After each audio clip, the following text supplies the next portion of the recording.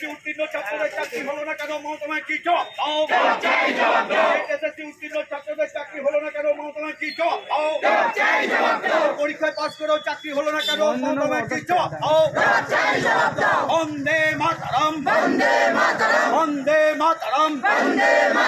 এই তৃণমূল সরকার, চোরেদের সরকার, খাদানের সরকার, ডাকাতরাজের সরকার, শিশু পাচারের সরকার, কালো টাকার সরকার, নারী পাচারের সরকার, বেআইনি ডাকাতদের সরকার,